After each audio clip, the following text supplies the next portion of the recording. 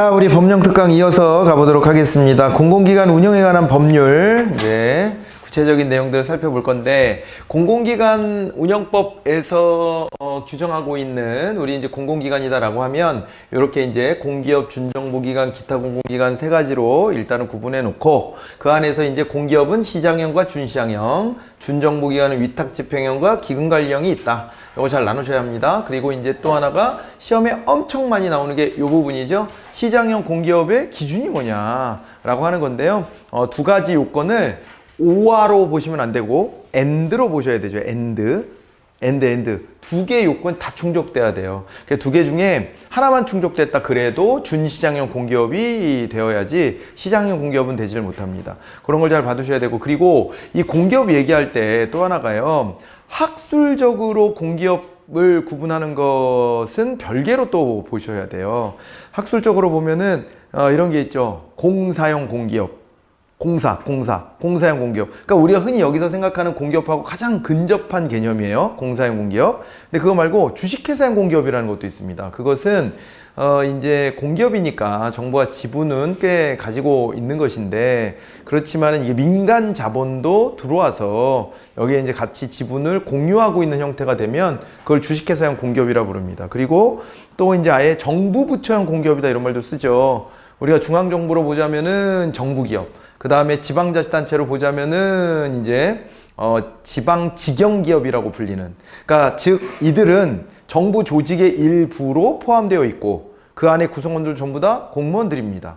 그런데 하는 일이 공기업스럽더라 이렇게 되면 학문적으로는 그것을 일컬어 정부 부처형 공기업이다 이렇게 부릅니다만, 근데 그것은 정부 조직의 일부이기 때문에 공공기관 운영법에서 정하고 있는 공기업하고는 구별돼야 돼요. 무슨 말인지 알겠죠? 자, 그런 거를 바탕으로 해서 우리 이제 교환에 나와 있는 이 공공기관 현황들을 한번 쭉 보시면서 특히 앞에 그 4개, 기타 공공기관을 빼고서라도 앞에 4가지 여기에 이제 구분에 해당되는 기관들의 주요한 것들은 좀 익혀두실 필요가 있다. 이게 시험에 간간히 나오기 때문에. 그래서 요거를 좀, 한 번쯤은 꼼꼼히 살펴봐야만 했었다. 이렇게 이제 말씀드리고요. 그리고 이제 지나가 봅니다. 이제 우리 법으로 본격적으로 가보면 제1조에 이제 목적이 나와요. 이 법은 공공기관 운영에 관한 기본적인 사항과 자율 경영 및 책임 경영 체제 확립에 관해서 필요한 사항을 정하여, 그리고 그 뒤에가 중요하겠죠. 경영을 합리화하고 운영의 투명성을 제고한다 이렇게 되어 있습니다. 그러면서 대국민 서비스 증진에 기여한다 이런 얘기들이 나와 있습니다. 자, 그러면서 여기 뭐 자율적으로 운영하되 책임은 니들이 다 져라 이렇게 하는 거잖아요. 지금 보니까 그죠? 그래갖고 이게 이제 우리가 성과 책임을 묻는 그 대상으로도 포함이 되어 있는 것으로 그렇게 확인하시면 되겠습니다. 자, 그리고 이런 것도 좀 보시면은 나쁘진 않아요. 제 4조에 공공기관을 지정할 때 어떤 데를 공공기관으로 지정해야 되는 거냐, 기재부 장관이 지정한다는 얘기는 나와 있습니다. 그죠? 기재부 장관 지정할 때 다음 각호의 어느 하나에 해당하는 기관을 공공기관으로 지정할 수 있다라고 해가지고 1호에 보니까 다른 법률에 따라 직접 설립되고 정부가 출연했다 이런 게 나와 있고, 제 2호에 보면 정부 지원액이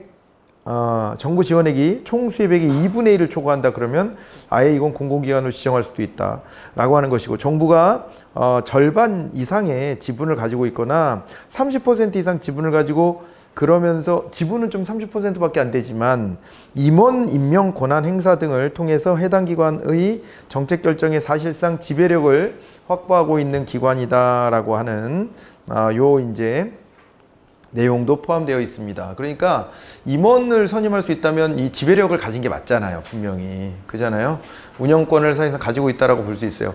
과반 이상의 지분을 갖는 것이 의사를 행사할 때 안전빵이긴 한데, 그런데 이게 기업의 사이즈가 좀 거대하고 그러면 지분 30%가 최대 주주일 수도 있거든요. 이제 그러면은 이제 그 안에서 이렇게 이제 많은 영향력을 확보하고 있는 것이라고 또 볼 수 있기 때문에, 그렇게 된다면 요때에는 이제 공공의 지정이 가능하겠다. 지분이 50% 안 넘더라도 그런 얘기를 하고 있는 거예요.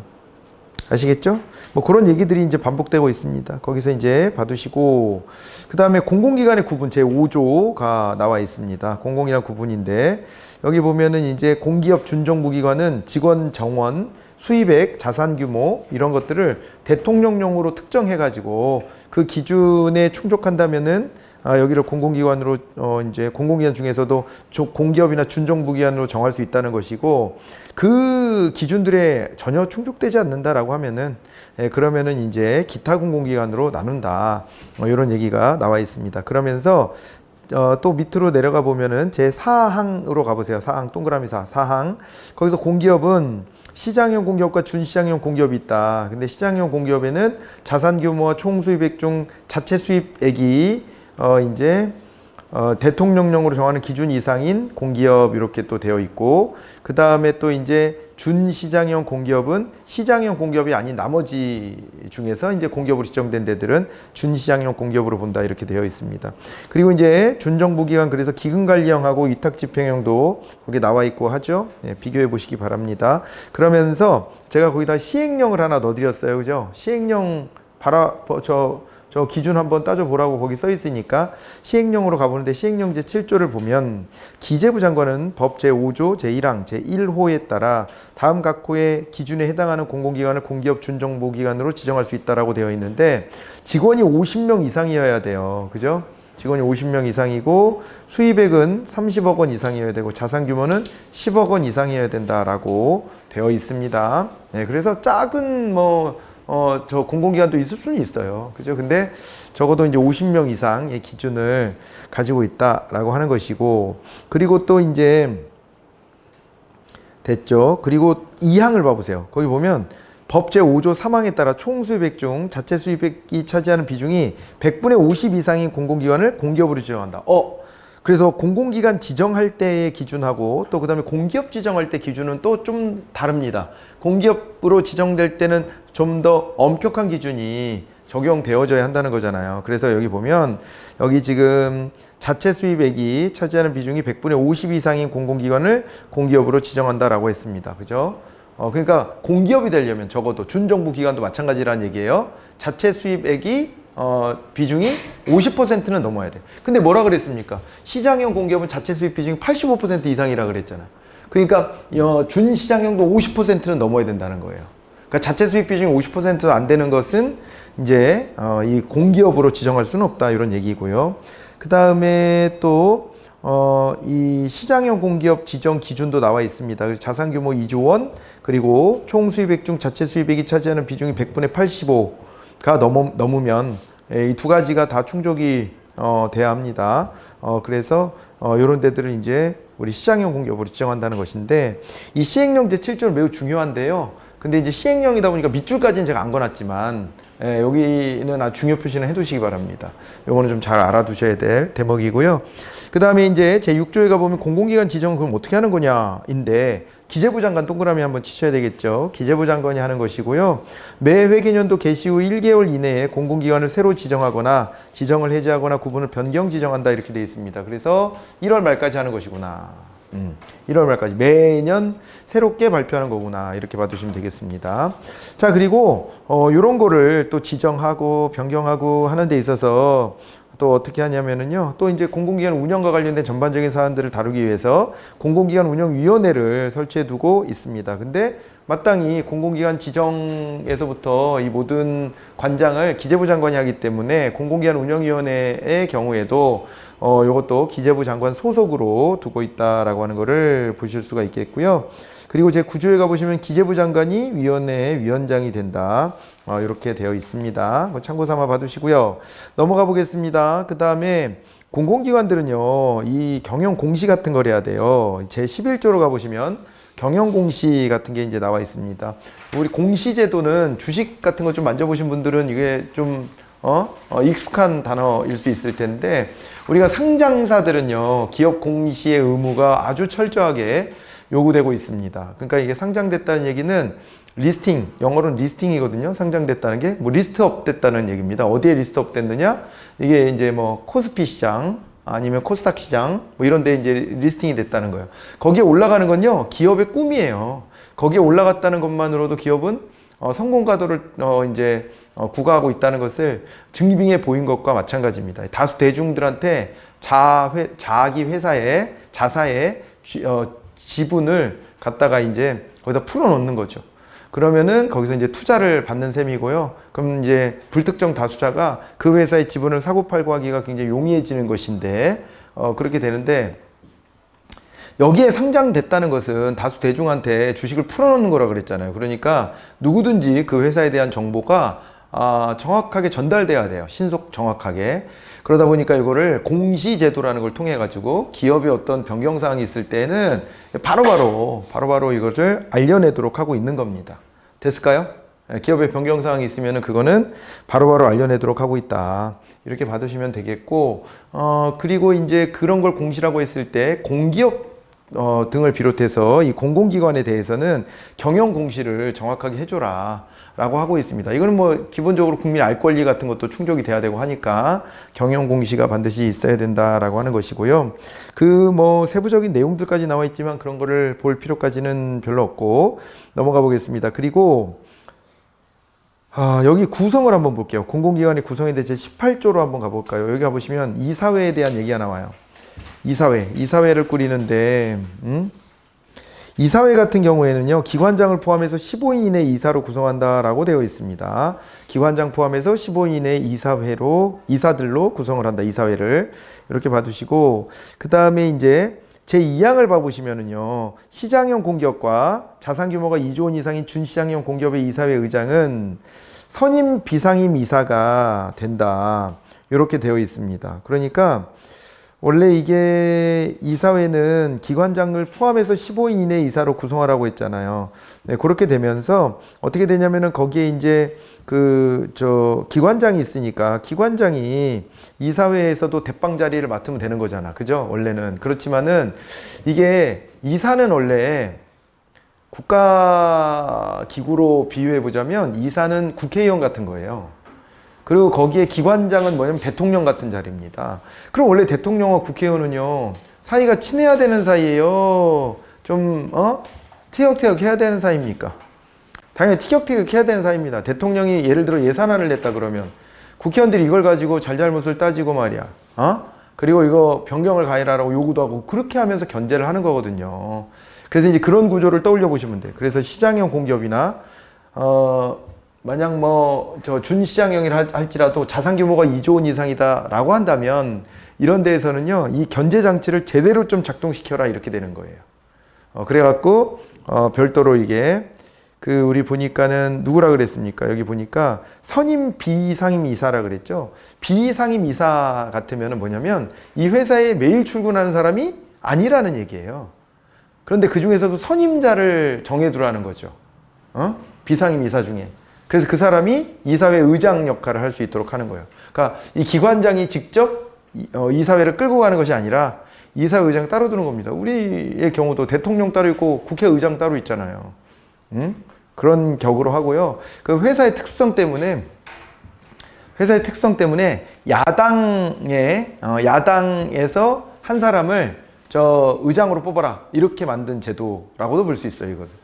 우리나라 국회는 실제로는 국회에서 가반을 확보한 정당에서 국회의장을 배출하거나 투표로 이제 일당이 된 정당에서 한 사람을 의장으로 이렇게 선임하는 관행을 가지고 있는데, 그런데 이제 여기는 상임 이사들 같은 경우에는 맨날 출근하는 사람이잖아요.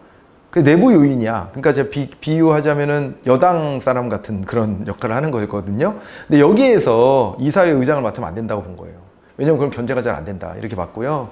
그래서 바깥에서 굴러 들어온 사람들, 그래서 비상임 이사들 중에서 선임자가 이렇게 이사회 의장 자리를 맡아서 기관장을 좀 견제해라. 이런 취지라고 이해하시면 됩니다. 이거 좀 이해가 왔어요?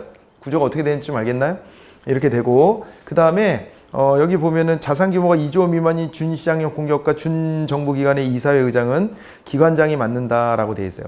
이렇게 이사회를 꼭 반드시 설치해야 되는 것은 기타 공공기관에게는 의무가 안 되어 있고 공기업하고 준정부기관의 의무화가 되어 있는 거거든요. 네, 그렇게 되어 있습니다. 그래서 그 속에서 보시면은 이제 여기 이사회를 꾸려야 되는 요 기구들 중에서도 어디를 갈랐어요? 여기가 이제 이사회는 여기에서 설치되는 거예요. 보면 다시 한번요. 이사회 이렇게 도시컬 한번 해드려 볼게요. 여기는 이제 이사회를 설치해야 됩니다. 이사회를 설치하는데 이 중에서도 시장형 공기업하고요. 시장형 공기업하고 여기서 준시장형 공기업 중 자산 규모가 2조 원 이상인 준시장형 공기업 이렇게 한번 나눠볼까? 이렇게 자산 규모가 2조 원 이상에 해당되는 준시장형 공기업까지 절반만 이렇게 포함시켜 본 거예요. 이렇게 해가지고 여기는 이제 어떻게 되냐면 이제 선임 비상임 이제 이사가 이제 이사회의 의장 역할을 한다. 이렇게 이제 얘기한 겁니다. 그럼 나머지는 어떻게 된 거예요? 나머지 이렇게 나눠볼까? 나머지 요 준정부기관하고 그 다음에 준시장형 공기업 중에서 자산 규모 2조 원 미만인 준시장형 공기업이에요. 그렇게 되면 여기는 이제 기관장이 의장을 맡는다. 이렇게 나눠보실 수 있겠죠? 그래서 여러분들이 체크하실 때는 요거 잘 체크하셔야 돼요. 지금 준시장형을 뭐로 나눈 거예요? 준시장형을 두 개로 나눈 겁니다. 지금 이렇게 준시장형 공기업을 두 개로 나눴는데 자산 규모가 2조 원 이상이냐 아니면 2조 원 미만이냐 이걸로 나눈 거죠. 구분돼요? 준시장 둘로 나눴다고 지금 여기 포함 관계가 위아래가 이렇게 도식화를 한번 시도해 볼 수 있을 것 같아요. 자, 이렇게 봐두시고 그 다음에 넘어가겠습니다. 그 정도 밑줄 그어져 있는 내용들 체크해 보시면 되고요. 그리고 위원회 제20조의 위원회가 있습니다. 위원회 이렇게 되는데 이게 무슨 위원회가 뭘 말하는 거냐면은 제2항에 밑줄이 그어져 있죠. 여기도 그래요. 시장형 공기업과 자산 규모가 2조 원 이상인 준시장형 공기업에는 감사에 가름해서 감사위원회를 설치하여야 한다라고 되어 있습니다. 그래서 여기는 자 요거에다가 플러스 뭐가 있냐면요. 감사위원회를 설치해야 돼요.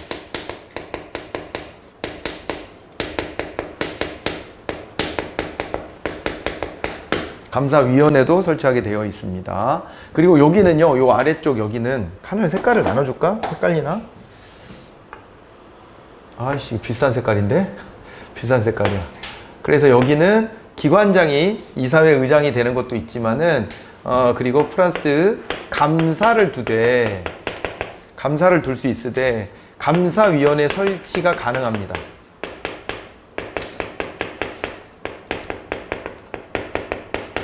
그러니까 필수로 설치해야 되는 것과 설치가 가능하다는 말은 다른 거예요. 감사가 뭔지 알겠어요? 자, 우리 대통령이 낙하산으로 보통 공공기관에다가 내려 꽂는 자리가 크게 두 개요. 공공기관마다. 뭐냐면은, 여기에 기관장 있죠? 기관장 뭐 낙하산으로 내려오겠지. 이게 이제 역관주의입니다. 일종의 역관주의. 그래갖고 자기의 당선을 도와준 사람들한테 한몫 주는 거예요. 어떻게 보면. 근데 그거를 저는 나쁘게만 생각하진 않아요. 왜냐면은 좋은 점은 이런 거죠. 대통령의 국정 운영 철학을 공유할 수 있다라고 하는 장점. 원래 역관주의 장점이잖아요. 그것도 하나가 있고 그 다음에 민주주의의 어쩔 수 없는 요소이기도 해. 아니 그러면 제가 대통령 출마했어요. 근데 저를 도와준 많은 동지들이 있습니다. 근데 이 사람들한테 아무것도 안 챙겨준다고? 나중에 가가지고 자리는 없어. 그냥 나를 위해서 고생해줘서 고마워. 야, 이런 거래가 어딨어 세상에.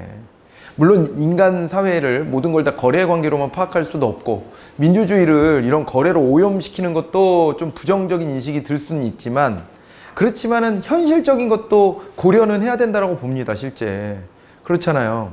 예를 들면 정치인들한테 깨끗해라 그러지만 아무런 돈도 쓰지 말고 받지도 말고 쓰지도 말고 해. 그렇지만 그렇게 어떻게 정치합니까? 솔직히는 현실에서는. 그러니까 그거를 투명하게 어떻게 잘 관리할 것이냐, 어떻게 통제 안에 둘 것이냐가 중요한 거 아니에요? 동의가 안 되면 할 수 없어. 그런데 그게 현실이에요. 그게 현실이에요. 국회의원들 월급 많다고 막 사람들 마음이 그러잖아요. 그 월급 집으로 다 못 갖고 가. 어떻게 갖고 가 그걸. 자기 조직 관리해야 되는데. 그럼 평소에 조직 관리도 안 하고 다음 선거 어떻게 대비해? 선거라는 제도가 있잖아요. 그러면은요, 거기에 어쩔 수 없이 돈이 들어갈 수밖에 없다는 거. 사람을 만나야 되잖아. 그 사람 만날 때 돈이 들어간다는 걸 인정해줘야 돼. 그걸 인정을 안 해주면 안 됩니다. 사실은. 근데 우리가 약간 그 경계에서 갈팡질팡 하는 게 있지. 근데 좀 투명하고 깨끗해졌으면 좋겠어. 그러지만은 현실적으로 선거도 하고 조직 관리도 해야 돼. 그게 정치니까. 사람들 만나고 다니는 게 정치인들의 가장 큰 업무 아니에요? 그게 여기 모순된 게 충돌한단 말이에요. 이 부분에 대해서 국민들이 정확하게 판단을 내려줘야지. 국회의원들 말이야, 더러운 놈들 좀 깨끗해져라. 돈 쓰지 마. 정치자금 같은 거 절대 안 돼. 이러고서 지역구에 말이야, 국회의원이 와가지고 하는 일이 없어요. 이런 얘기 하면은 이게 상호 모순이잖아. 그러지 않아요? 그래서 우리가 깨끗해지려고 많이 노력하고 있어. 실제 국회의원이 자기 지역구 사람들이 껴있으면 그 자리에서 밥값도 못 내. 그 밥값 내면 나중에, 이게 선거운동 한 것처럼 걸려. 불법 공여한 것으로. 다 적발돼. 그러니까 그걸 누가 문제 삼으면, 그죠? 그래가지고 확인하고 돈 내더라고. 내가 그런 사람들하고 밥 먹어본 적도 있긴 있거든. 있는데 밥 먹을 때 그래요. 여기 우리 지역구 사시는 분 없죠? 그러면 여긴 제가 내겠습니다. 이렇게 해서 돈 쓰는 경우를 봤어.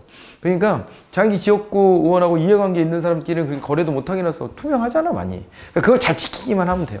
그런데 현실적인 걸 너무 무시해서도 안 된다. 그게 비슷한 맥락이 낙하산 인사 오는 거를 그 회사의 직원들은 반대할 수 있다고 봐요. 반대할 수 있다고 보지만은, 그렇지만은 이 낙하산이라는 말 자체를 무조건 되게 악으로 취급하는 것도 좋은 태도냐? 전 별로 그렇지는 않다고 봐. 그리고 좋은 점도 있다니까? 그 사람이 힘이 있으니까요, 이 기관이 더 잘 될 수 있게 또, 대통령의 힘을 빌려올 수도 있어. 그런 점에서 그 기관 구성원들도 무조건 다 나쁘다고만 할 수는 없는데, 다만 기관 구성원들 입장에서 보면 전문성 없는 사람이 막 내려오거나 이런 건 좀 문제지. 너무 전문성이 없어. 아예 맥락 없이 내려오는 거. 아니 낙하산이더라도 그 사람이 뭔가 이 분야에서 좀, 그죠? 이거 좀 그래도 좀 뭔가 좀 전문성을 좀 나름은 쌓았다. 이런 사람이 와야지. 아무리 그래도. 그것도 없이 그냥 툭 하고 전혀 무관한 사람이 뭐 대통령을 친하다는 이유만으로 온다면 화가 나죠. 그건 뭐 당연할 거라고 봅니다. 그리고 또 하나는 자기네들의 내부 승진 기회 같은 것들이 사라지잖아. 그죠? 그런 것도 좀 한계예요. 한계인데 간혹 내부에서 승진하는 경우들이 있긴 있어. 간혹이야. 근데 그게 내부자가 승진하는 경우가 그렇게 해가지고요, 여기 약간 좀 논쟁은 많아요. 논쟁은 많은데 어쨌건 대통령은 공공기관에 어디를 임명한다? 기관장하고 감사를 임명한단 말이에요. 알겠죠? 감사를 임명해. 그러니까 기관장도 꽤 괜찮은 자리고요, 감사도 꽤 괜찮은 자리야. 예우가 좋아. 기관의 장이면 그 기관에서는 탑이잖아. 그렇게 되고, 그 다음에 좀 큰 공공기관이다 그러면 그거는 장난 아니죠. 뭐 여느 대기업 회장 된 거야, 그냥. 그렇게 봐야 되고, 감사는 여기에 이제 회계 등등 이 기업과 관련된 전반적인 사안들을 들여다보고 그것을 관여하고 그 다음에 견제할 수 있는 총괄 책임을 지는 거란 말이에요. 그렇게 되는 겁니다. 그래서 굉장히 괜찮은 자리인데, 그런데 어떠냐면요, 그 감사는 1인으로 구성되는 거예요. 1인으로 구성되는 거니까 혼자서 그 감사 역할을 한다 그러면 이 견제를 똑바로 할 수 있겠냐라고 하는 생각이 드는 거죠. 그래서 지금 어떻게 하는 거냐면은, 그래서 이렇게 하는 겁니다.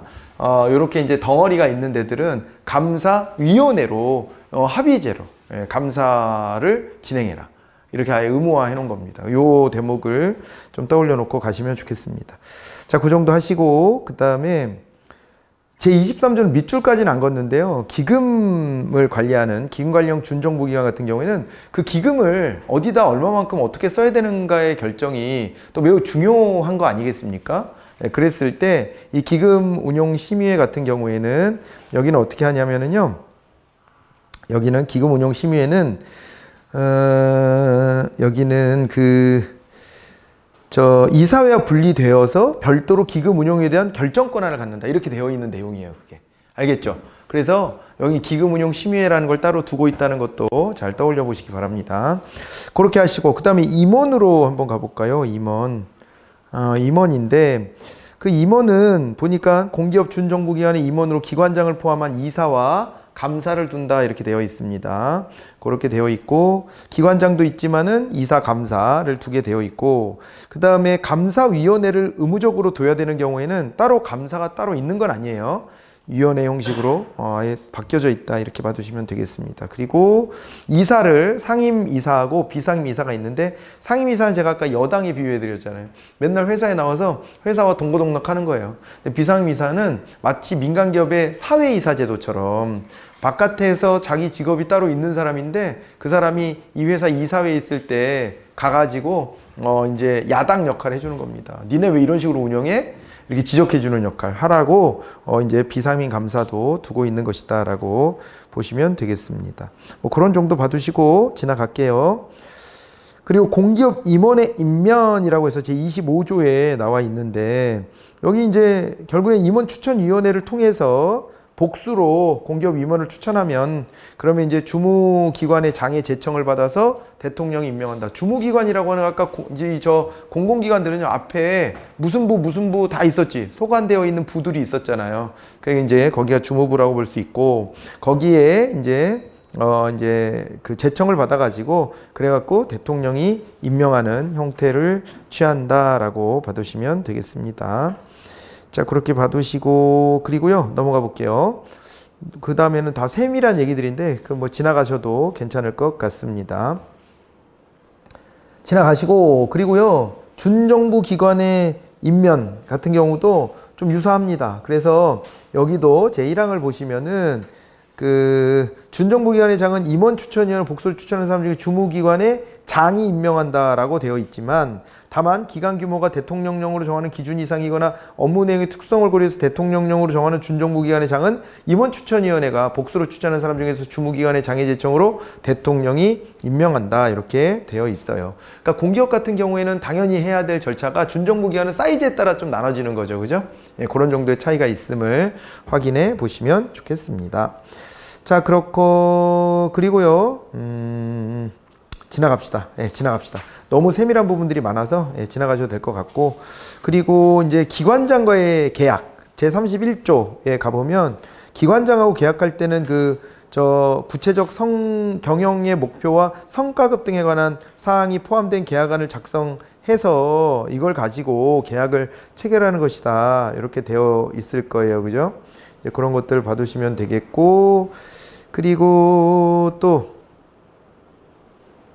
네, 뭐 됐네요. 네, 그 정도 하시고 밑줄 안 긋은 거 중에서도 좀 찾아낼 수 있는 게 있나 찾아보고 있습니다. 그리고 이제 예산회계에 관련된 부분이 있는데 여기서 이제 제 39조의 2에 밑줄이 있을 겁니다. 여기 보시면은 이제 매년 해당 연도를 포함해서 5회 년도 이상의 중장기 재무 관리 계획도 수립해야 되고 이것을 갖다가요 6월 30일까지 기재부 장관과 주무기관의 장에게 제출하도록 하고 있다라고 되어 있습니다. 어디가 그러냐면은 자산 규모 2조 원 이상이거나 설립 근거 법률에 정부의 손실 보전 조항이 있는 공기업 준정부기관. 그러니까 일부의 이제 사이즈가 좀 있는 데들이겠죠 또. 예, 그 중요한 데들 이런 데들 지정해가지고 중장기 재무 관리 계획 같은 거를 수립하도록 하고 있다라고 하는 것도 하나.